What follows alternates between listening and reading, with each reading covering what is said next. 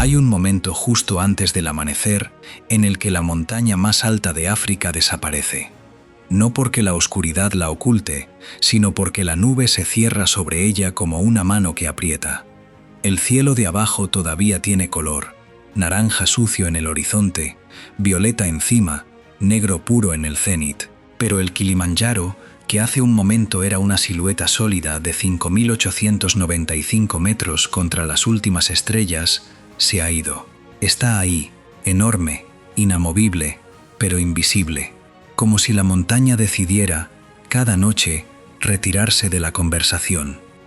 Luego el sol sube, y cuando los primeros rayos tocan el glaciar de la cumbre, la montaña reaparece de golpe, blanca y fría por arriba, verde oscura en las faldas, y tan grande que el ojo tarda un segundo en entender lo que está mirando. Un volcán apagado que se eleva desde las llanuras de Tanzania a 5 kilómetros de altura, desde sabana a nieve en línea recta, sin pausa, sin cordillera alrededor, solo él.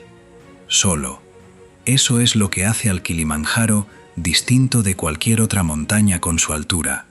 Está solo en la llanura, y esa soledad tiene consecuencias que llevan millones de años acumulándose en forma de ecosistemas apilados uno sobre otro, cada uno con sus propias reglas, sus propios habitantes, su propia lógica de supervivencia. Bienvenidos al Kilimanjaro, una montaña que contiene 5 mundos distintos dentro de uno solo, y donde la vida ha aprendido a negociar con la altitud de formas que la ciencia todavía está intentando descifrar. La pregunta que vertebra este lugar tiene 2 palabras: ¿quién y cómo?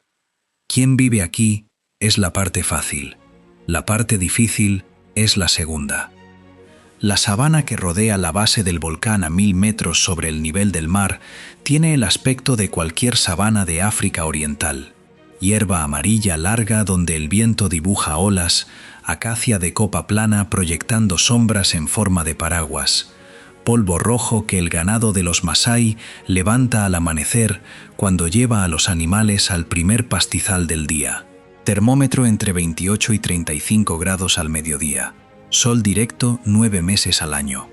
Desde aquí, mirando hacia arriba, la montaña parece una acumulación de verdes distintos que suben hasta donde empieza el gris de la roca desnuda y luego el blanco.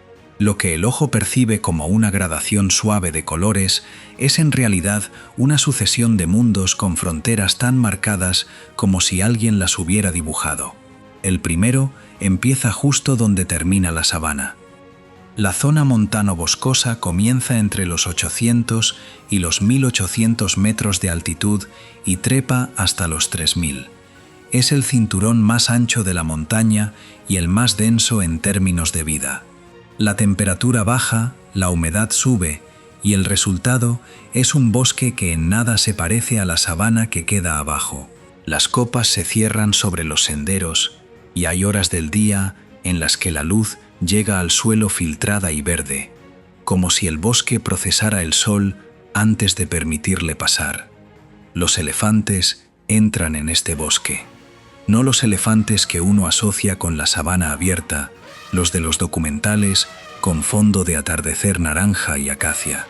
Los elefantes del Kilimanjaro son una población que lleva generaciones adaptándose a moverse entre la sabana y el bosque montano, entre la presión de los campos cultivados en las faldas y los corredores de vegetación que todavía quedan. Se mueven en grupos de hembras con sus crías y dejan rastros que el bosque tarda meses en borrar. Ramas arrancadas a 3 metros de altura, senderos trazados entre los troncos, barro removido junto a las charcas donde beben al amanecer. Un elefante adulto consume entre 150 y 170 kilogramos de vegetación al día. En el bosque montano del Kilimanjaro, donde la densidad de árboles es alta y la regeneración de la vegetación es más lenta que en la sabana, el paso de un grupo de elefantes cambia la estructura del bosque de formas que persisten durante años. Abren claros, tumban árboles, remueven el suelo, y en esos claros y en ese suelo removido germinan plantas que en un bosque cerrado no tendrían luz suficiente para prosperar. Los elefantes sin proponérselo, son jardineros del bosque. Lo han sido durante tanto tiempo que la flora del Kilimanjaro está parcialmente organizada alrededor de sus hábitos. Pero el bosque montano tiene otros habitantes que operan con menos ruido y menos evidencia. El búfalo africano entra en las faldas boscosas del Kilimanjaro siguiendo los mismos corredores de vegetación que los elefantes. A diferencia del elefante, cuya inteligencia y memoria del territorio son bien conocidas, el búfalo opera en manadas que pueden superar los cientos de individuos y que se mueven con una coordinación desconcertante para un animal al que la gente tiende a subestimar. Los cazadores y guías del África Oriental tienen una expresión que se repite en varios idiomas distintos y que viene a decir lo mismo. El búfalo es el animal que más personas ha matado en este continente. La frase es una advertencia sobre la distancia que hay entre cómo parece el búfalo, pesado, herbívoro, pastando en grupo, y lo que es capaz de hacer cuando se siente amenazado. En el bosque montano, el búfalo es más difícil de ver que en la sabana abierta. Los árboles lo ocultan. Sus movimientos entre la vegetación son silenciosos para un animal de 700 kilogramos. Y esa combinación de invisibilidad y peso es la que convierte al búfalo del bosque en uno de los encuentros más impredecibles que existen en el África Oriental.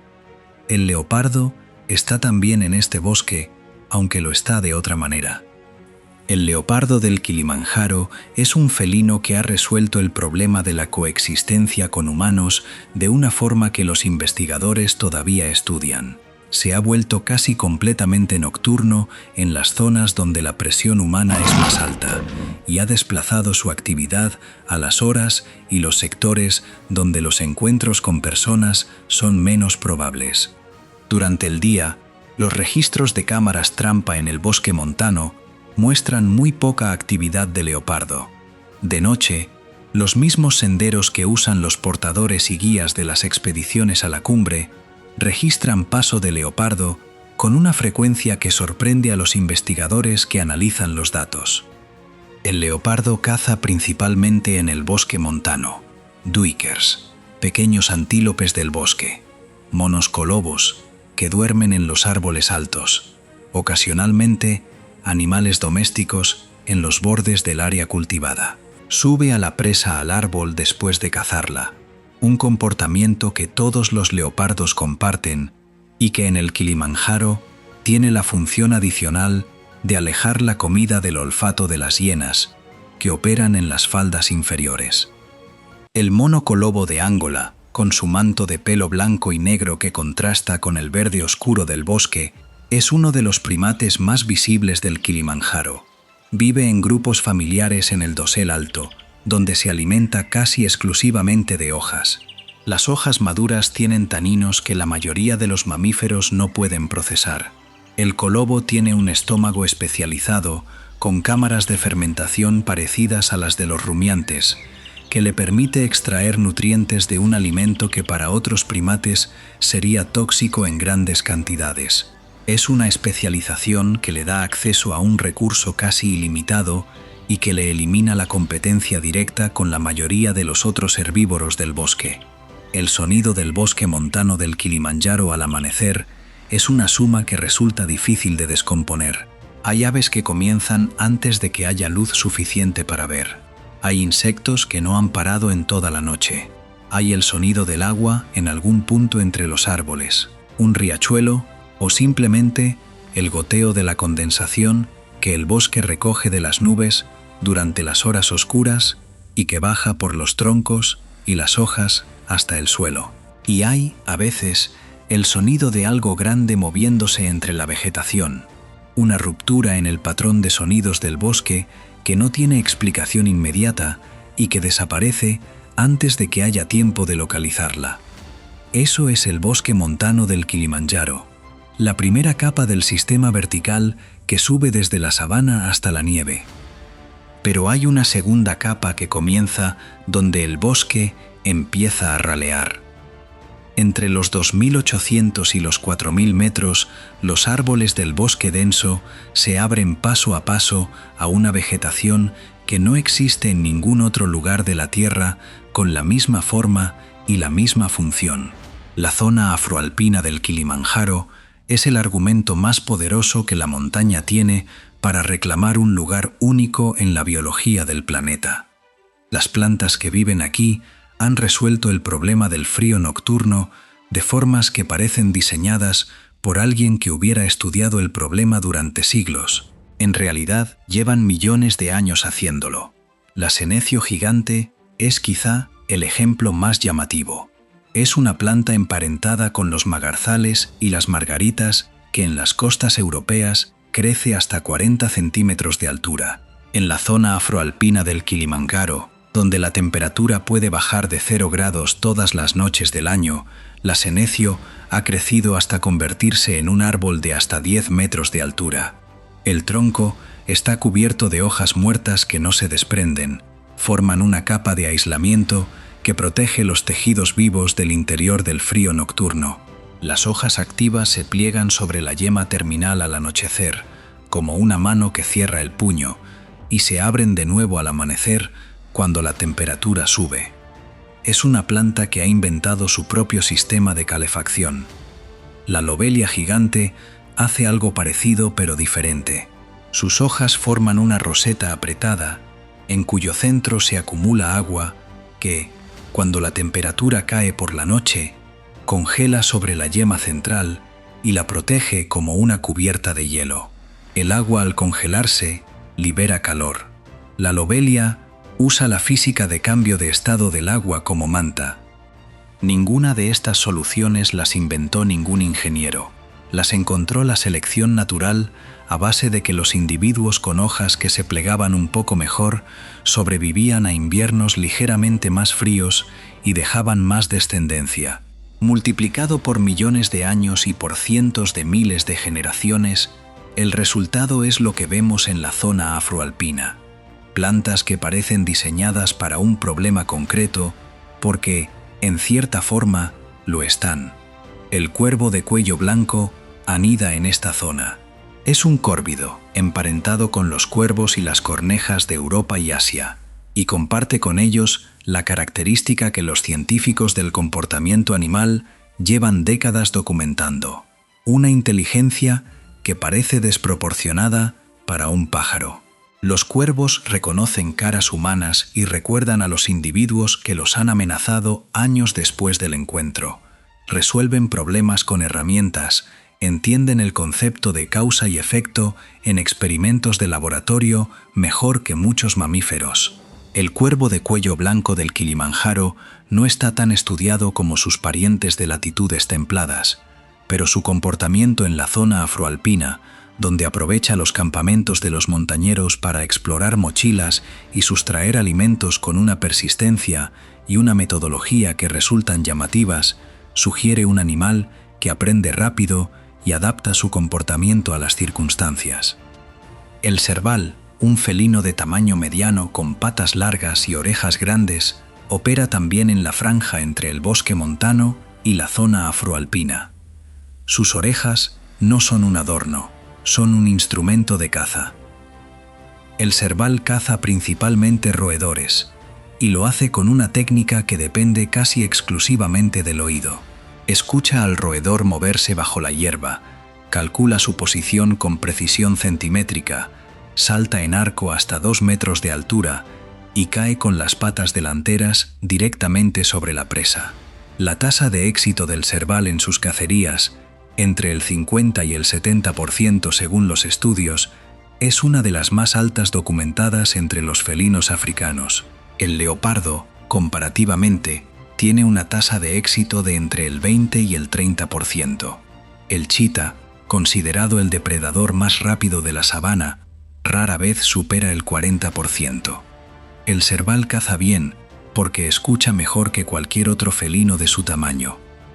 El francolín, una gallinácea que vive en la franja entre el bosque y la zona abierta, es la presa que más claramente conecta los distintos niveles de la montaña.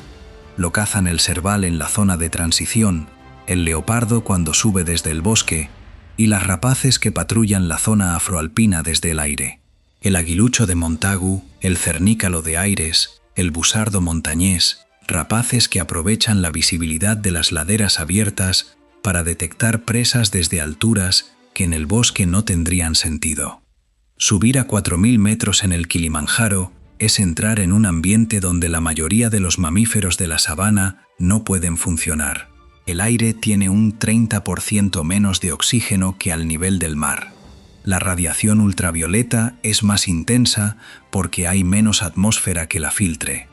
Las oscilaciones térmicas entre el día y la noche pueden superar los 30 grados en pocas horas, y la vegetación, cada vez más dispersa, ofrece menos refugio y menos alimento.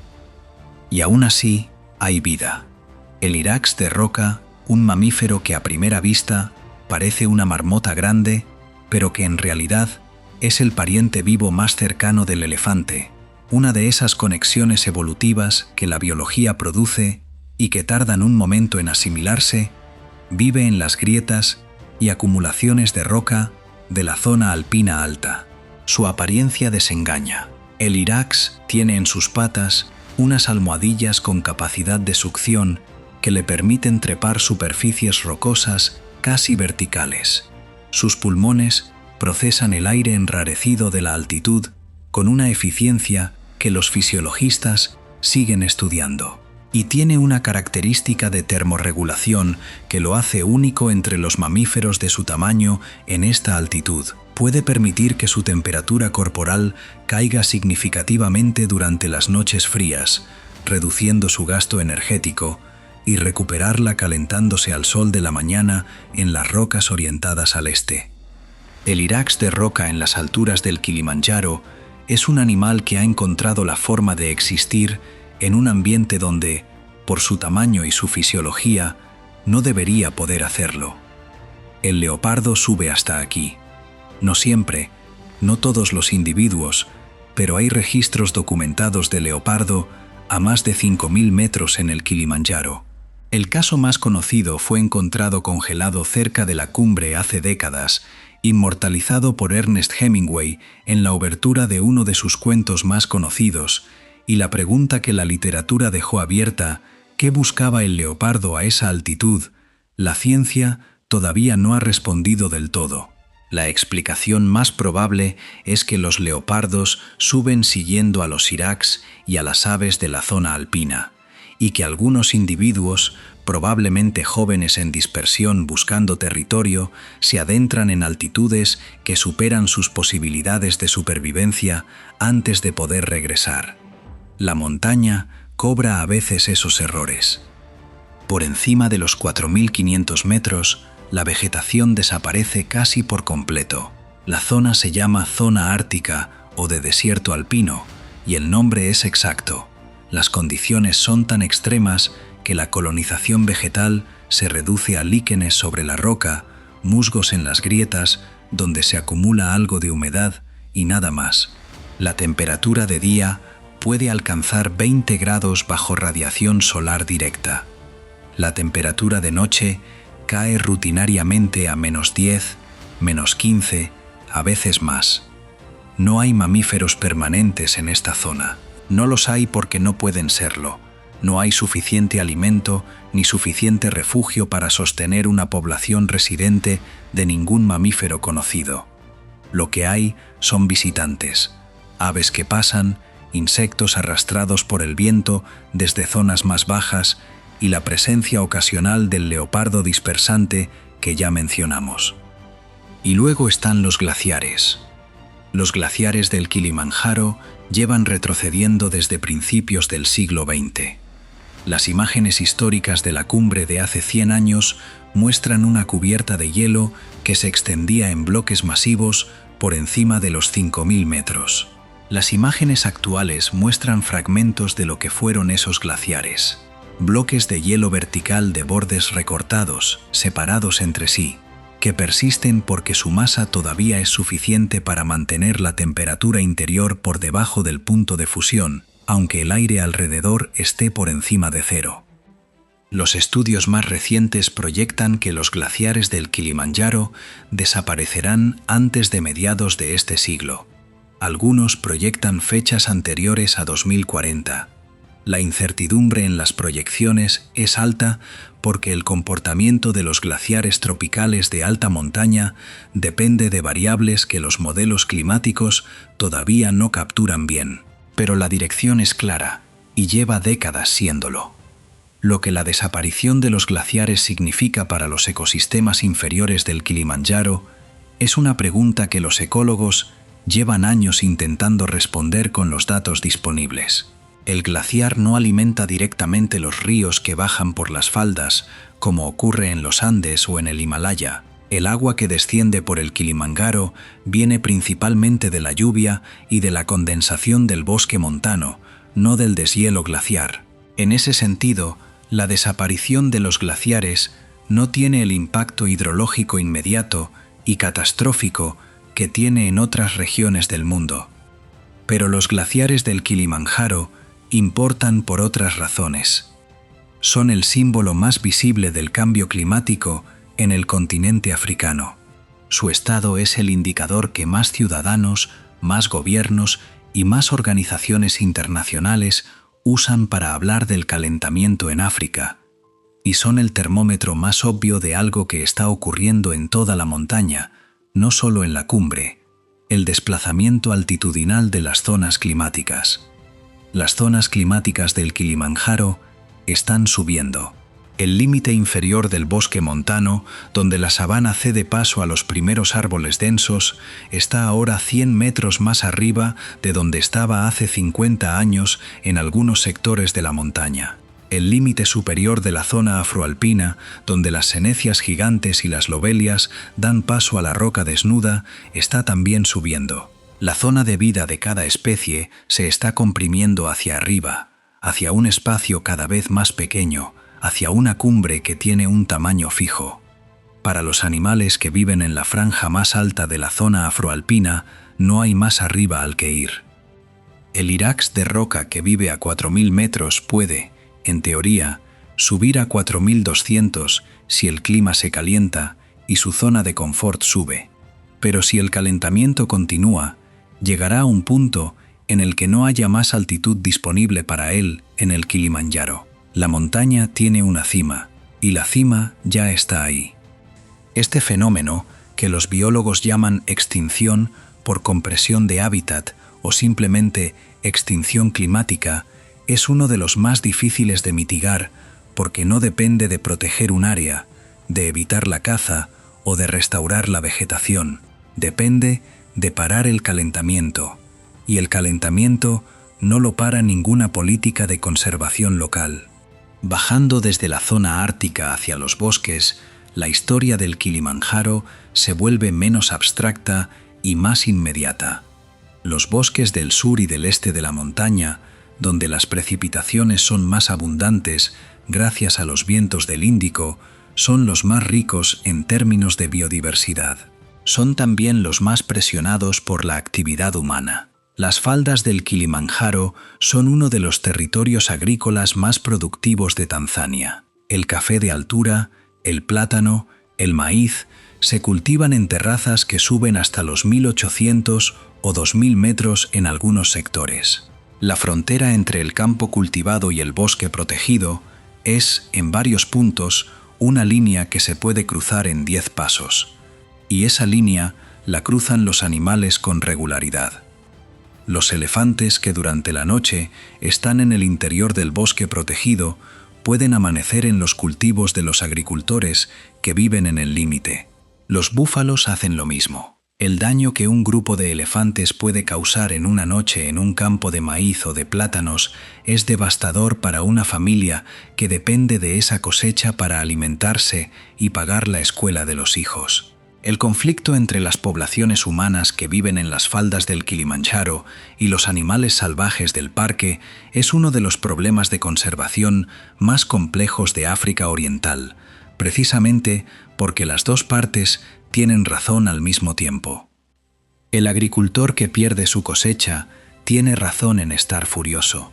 El elefante que usa el corredor de vegetación que usó durante siglos antes de que los campos aparecieran, también tiene razón, aunque desde luego no en los términos en que usamos esa palabra para los humanos. La resolución de ese conflicto, donde existe, pasa por soluciones que no son sencillas ni baratas. Corredores de vegetación que mantengan la conectividad entre el parque y los bosques circundantes sin pasar por los campos, sistemas de alerta temprana que avisan a los agricultores cuando los elefantes se acercan, compensaciones económicas por los daños, diversificación de cultivos hacia especies que los elefantes no consumen.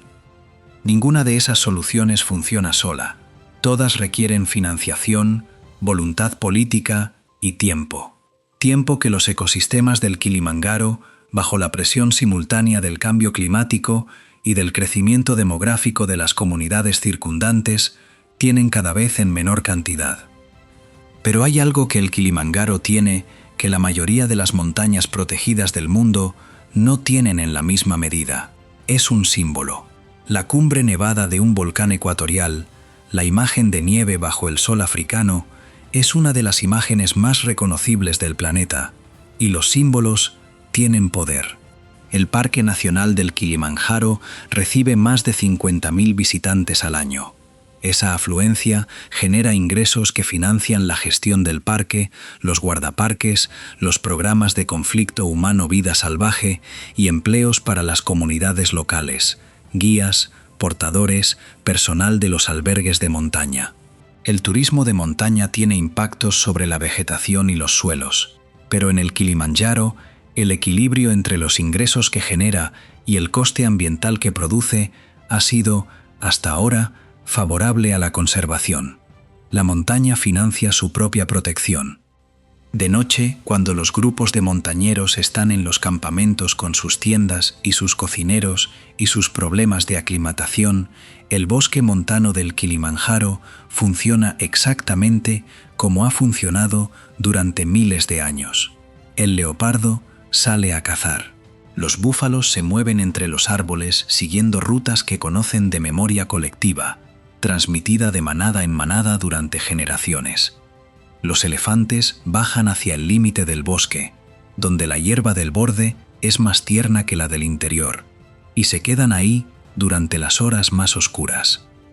El iráx de roca en las grietas de la zona alpina baja su temperatura corporal y espera al amanecer. Las senecias gigantes cierran sus hojas sobre la yema terminal, y los glaciares, en lo más alto, siguen perdiendo masa, centímetro a centímetro, año a año, a un ritmo que no tiene nada de dramático en el sentido cinematográfico, pero que acumulado sobre décadas es una de las transformaciones más significativas que están ocurriendo ahora mismo en la biología de esta montaña. El Kilimanjaro tiene 5 mundos superpuestos, cada uno con sus reglas, con sus especies, con sus equilibrios, y todos ellos conectados de formas que todavía estamos aprendiendo a leer. El agua que el bosque captura de las nubes y que alimenta los ríos que riegan los campos en las faldas, el suelo que los elefantes fertilizan al mover semillas por el bosque, la sombra de las copas que regula la temperatura del suelo donde germina la siguiente generación de árboles. Quita un elemento y algo cambia. Cambia de formas que a veces no se ven hasta que ya han cambiado demasiado. El elefante que entra en el bosque montano al amanecer, dejando huellas del tamaño de una rueda en el barro del sendero, no sabe que lleva en su piel semillas de plantas que depositará 3 kilómetros más arriba. El leopardo que duerme en la rama de un árbol con su presa colgada del cuello no sabe que sus huesos, cuando muera, alimentarán el suelo del que beberán esas plantas. El iráx de roca que toma el sol en la roca a 4.000 metros no sabe que el calor que siente en ese momento es 0,2 de grado más alto que hace 20 años. Ninguno lo sabe, ninguno necesita saberlo. Lo que hacen, lo que han hecho siempre, es suficiente. Los sistemas funcionan cuando cada parte hace lo que tiene que hacer, y llevan millones de años haciéndolo sin que nadie lo coordine. Lo que sí sabe y lo que sí puede hacer algo al respecto es la especie que sube la montaña en grupos con ropa técnica de colores vivos y botas de $300, que llega a la cumbre exhausted y se hace una foto con el glaciar de fondo, y que baja sin saber del todo lo que acaba de pasar por encima. Porque lo que pasa en el Kilimanjaro, los 5 mundos superpuestos, los elefantes y el leopardo, y las senecias gigantes, y el irax de roca, y los glaciares que se achican, pasa silenciosamente, sin audiencia, sin urgencia aparente, a un ritmo que no coincide con el de los titulares ni con el de los ciclos electorales. Pero pasa, y la montaña, que lleva ahí mucho antes de que hubiera nadie que pudiera mirarla, seguirá pasando con o sin glaciar en la cumbre, con o sin elefantes en el bosque, con o sin el canto de los colobos entre los árboles al amanecer. La pregunta es ¿con qué? El leopardo esta mañana bajó del árbol antes del amanecer. Dejó los restos de su presa colgados en una horqueta entre 2 ramas y se alejó por el bosque hacia el norte. Las huellas en el barro del sendero dicen que pesaba entre 40 y 50 kilogramos, que tenía la almohadilla del pie izquierdo ligeramente asimétrica, marca de una cicatriz vieja o de un individuo adulto con desgaste diferencial en las patas. Lo que hacía en el bosque la noche pasada, nadie lo sabe con certeza. Lo que hará esta noche, tampoco. Y en esa incertidumbre, en ese espacio entre lo que sabemos y lo que ocurre cuando apagamos las luces, está todo lo que queda por aprender sobre la montaña más alta de África. Pero volvamos al bosque, porque el bosque del Kilimanjaro tiene capas que todavía no hemos abierto. El cinturón de niebla que envuelve la montaña entre los 2.000 y los 3.000 metros es una de las claves del sistema. Las nubes que vienen del Índico cargadas de humedad chocan contra las faldas orientales y meridionales de la montaña y se condensan. Lo que en el mapa meteorológico aparece como precipitación, en realidad es algo más. El bosque atrapa la humedad de las nubes incluso cuando no llueve. Las hojas, las ramas, los líquenes que cubren la corteza de los árboles más viejos funcionan como colectores. El agua que gotea del dosel al suelo en un bosque de niebla puede equivaler a la mitad o más de la precipitación medida por un pluviómetro convencional. Este agua invisible, la que el bosque extrae de las nubes por contacto, alimenta los ríos que bajan por las faldas y riegan los campos de las comunidades al pie de la montaña. Las comunidades que dependen de esos ríos para beber, para irrigar sus campos y para mantener sus ganados, dependen por tanto de que el bosque de la montaña siga funcionando. El bosque produce agua. El agua vale. Por tanto, el bosque tiene un valor económico directo para las personas que viven en las faldas, un argumento que en las negociaciones sobre el manejo del parque ha resultado más persuasivo que décadas de argumentos sobre biodiversidad. Más allá de los elefantes y los búfalos, el bosque montano tiene una fauna de mamíferos medianos que tiende a pasar desapercibida en los documentales, pero que estructura el ecosistema de formas silenciosas e imprescindibles. El civeta africana, un mamífero nocturno del tamaño de un gato grande, con patrones de color en blanco y negro, y una glándula que produce una secreción usada durante siglos en perfumería, se mueve por el suelo del bosque, comiendo frutos, insectos, pequeños vertebrados y carroña con una promiscuidad dietética que lo convierte en uno de los dispersores de semillas más eficaces del bosque. La civeta come frutos y defeca las semillas a distancias de hasta varios kilómetros del árbol original. En un bosque donde muchas plantas dependen de animales para dispersar sus semillas, la civeta es un eslabón que pasa desapercibido, pero que mantiene la conectividad genética entre poblaciones de plantas separadas por cientos de metros de bosque. La mangosta enana, el mamífero carnívoro más pequeño de África, con apenas 200 gramos de peso, vive en grupos familiares en los afloramientos de roca y en los troncos huecos del bosque montano bajo. Los grupos tienen una estructura social elaborada, con individuos que actúan como centinelas mientras los demás buscan alimento, y con sistemas de comunicación vocal que los investigadores han catalogado en decenas de llamadas distintas con significados específicos: depredador aéreo, depredador terrestre, peligro inminente, fin de la alarma. La mangosta enana come principalmente insectos, arañas, escorpiones y pequeños lagartos. En los sectores del bosque donde su densidad es alta, las poblaciones de escorpiones están reguladas de formas que los investigadores han podido documentar. El carnívoro más pequeño del bosque tiene consecuencias sobre lo que lo rodea, silenciosas e imprescindibles. El jabalí verrugoso, que en la sabana africana es tan común que pasa casi inadvertido, tiene en el bosque montano del Kilimanjaro un comportamiento que lo distingue de sus congéneres de zonas abiertas. Sube más arriba de lo que los jabalíes de sabana hacen normalmente, llegando en algunos casos a la franja inferior de la zona afroalpina. Come bulbos, raíces y carroña con la misma eficiencia con la que lo hace en la llanura, pero en el bosque su actividad de ozar tiene un efecto sobre el suelo que algunos investigadores consideran positivo para la regeneración de ciertas plantas y que otros consideran perturbador para los suelos forestales más delicados.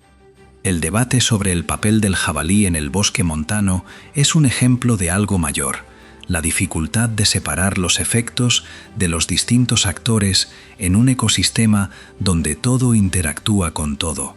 Pero el cuadro que emerge del Kilimanjaro después de décadas de investigación es coherente.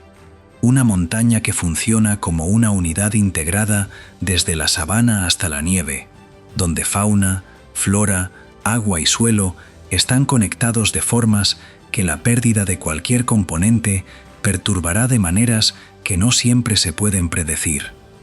Las aves del bosque montano merecen un capítulo adicional porque son, en términos de diversidad, el grupo más rico de la montaña.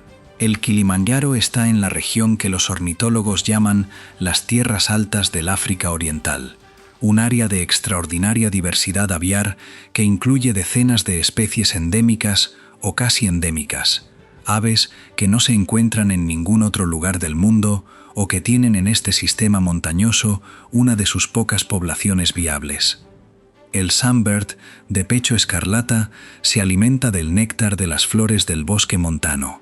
Su pico curvo está adaptado a la forma exacta de las flores de las que depende, y esa dependencia es tan antigua que la flor y el pico han convergido mutuamente. Si las poblaciones de sunbird caen, la polinización de determinadas plantas falla, y si esas plantas desaparecen, el néctar que sostiene a otras especies de sunbirds también desaparece. Un ciclo que se retroalimenta en ambas direcciones.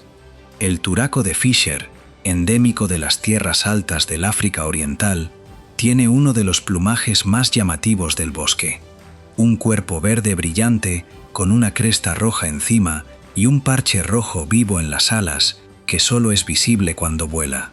El rojo de sus plumas viene de un pigmento que contiene cobre, la turacina, que es única entre las aves y que el turaco produce de forma interna en lugar de obtenerla de la dieta, como hacen la mayoría de las aves, con colores llamativos. El turaco come frutos y es uno de los dispersores de semillas más importantes del bosque. Traga los frutos enteros, digiere la pulpa y deposita las semillas intactas en sus excrementos, incluyendo semillas de árboles que tardan décadas en madurar y que forman parte del dosel más alto del bosque. El águila coronada africana vive en el bosque montano del Kilimanjaro y representa el nivel más alto de la cadena trófica entre las aves del bosque. Es el único rapaz africano que caza regularmente mamíferos de su propio peso o superiores. Ha sido documentada cazando monos colobos adultos, duikers jóvenes y rags de roca. Sus garras traseras pueden alcanzar los 12 centímetros, más largas que las de la mayoría de los grandes mamíferos carnívoros en proporción a su tamaño corporal. El águila coronada tiene una reputación que en partes de África ha llegado a la mitología. Un ave que pesa entre 3 y 5 kilogramos y que tumba monos de su propio tamaño en el dosel del bosque es una imagen que no se olvida. Y su presencia reorganiza el comportamiento de las presas. Los grupos de colobos pasan una proporción significativa de su tiempo de vigilia mirando hacia arriba, con adultos en la periferia y crías en el centro. El depredador no solo mata, también organiza el comportamiento de las presas. La zona de transición entre el bosque montano y la zona afroalpina, la franja entre los 3.000 y los 3.400 metros, es el área de mayor tensión ecológica de toda la montaña. Las condiciones aquí cambian con mayor rapidez que en cualquier otro punto del sistema vertical. En un trayecto de 500 metros de desnivel, la temperatura media anual cae 4 o 5 grados. Las precipitaciones pueden reducirse a la mitad. La cobertura vegetal pasa del dosel cerrado a la vegetación dispersa de la zona de brezos y senecio. Los animales que utilizan esta zona de transición son los más versátiles del sistema. El leopardo es el ejemplo más claro, pero también el búfalo, que sube a la zona de brezos a pastar en la hierba alta y vuelve al bosque cuando bajan las temperaturas de la tarde. Y el ratón de roca del Kilimanjaro, documentado a altitudes que llegan a los 4.000 metros, con pelo más denso que sus parientes de la sabana, mayor capacidad de acumular grasa antes del frío nocturno y una vascularización en las patas que reduce la pérdida de calor. Pequeñas adaptaciones, pero acumuladas sobre miles de generaciones, suficientes para hacer la diferencia entre sobrevivir la noche y no hacerlo.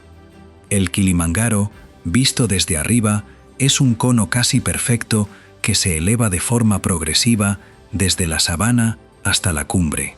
Visto desde dentro, desde cualquiera de sus 5 zonas, es un mundo que opera según sus propias reglas y que tiene conexiones con los mundos de arriba y de abajo que no siempre son visibles, pero que son siempre reales. El agua que bebe el elefante en el charco del bosque montano vino de las nubes que el bosque atrapó días antes. La semilla que el turaco depositó en la rama donde ahora descansa el leopardo germinará en 5 años y en 20 será el árbol donde anide el águila coronada que mantendrá a los colobos mirando hacia arriba.